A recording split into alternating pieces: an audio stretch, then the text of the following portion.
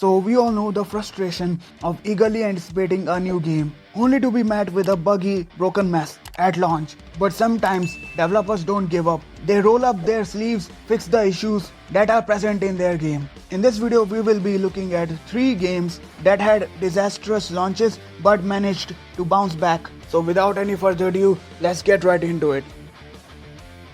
At number 1, we have Cyberpunk 2077. When Cyberpunk was launched in December of 2020, it faced a lot of criticism, particularly for its poor performance on the older generation consoles like the PlayStation 4 and Xbox One. The game suffered from frequent crashes, graphical glitches, frame rate drops, and an overall lack of optimization for those systems. Many players reported that the game was nearly unplayable on these consoles. And so because of all of these issues, CD Projekt Red, the developer of Cyberpunk, faced a lot of criticism from the community. Because of this game, CD Projekt Red's reputation took a hit, especially since the company had previously been highly regarded due to its success with The Witcher 3 Wild Hunt. Many players felt misled as pre-launch marketing didn't accurately represent the game's performance on older hardware. It was so poorly optimized that even Sony removed the game from the PlayStation Store for several months, which was unprecedented for a major title.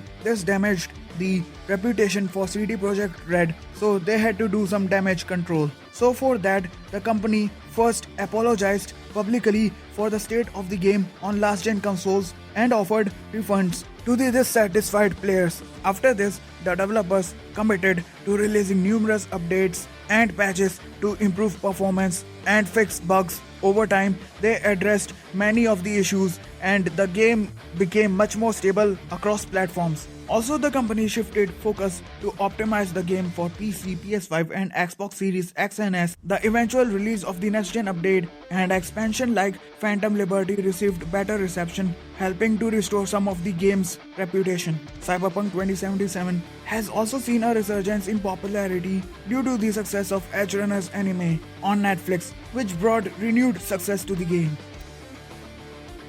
At number 2, we have the Battlefield 2042. When Battlefield 2042 was launched in December 2021, it faced a lot of negativity from the community because of various reasons, like because of its poor performance across various devices and the number of bugs it had during launch. People also didn't like the map design of Battlefield 2042 compared to previous Battlefield games, and also people didn't like the specialist system Battlefield 2042 had, which was very different from the traditional class system which the previous Battlefield games had. And there were also many missing features in the game during its launch which should have been generally present in a Battlefield game, which led the game to receive a lot of criticism from the community. And this also led EA, the publisher of the game, and DICE, the developer of the game, to receive a lot of backlash. And so because of this, DICE had to do some damage control. First of all, DICE patched out most of the bugs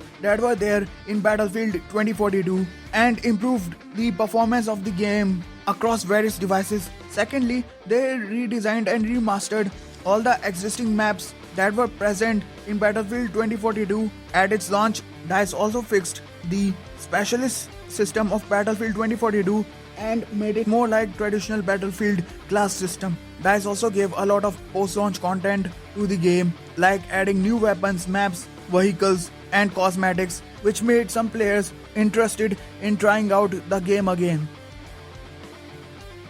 At number 3, we have the GTA Trilogy, the Definitive Edition. It is the compilation of redesigned and remastered versions of Grand Theft Auto 3, Grand Theft Auto Vice City, and Grand Theft Auto San Andreas. The trilogy was released in November 2021, and it was criticized for having numerous problems that were not present in the originals, as well as changes in the art direction that were widely considered to be worse. There were also some performance problems, visual glitches, and missing content, because of which the games were highly criticized by the community. And because of this, a lot of Rockstar Games' reputation, who are the owners of the original titles, and the reputation of the Groove Street Games, who are the developers of the remastered versions, was damaged. And so because of this, Rockstar and Groove Street had to do some damage control. Groove Street Games started patching out a lot of bugs that were there in the game. And recently this year, Rockstar Games have released a major patch for the trilogy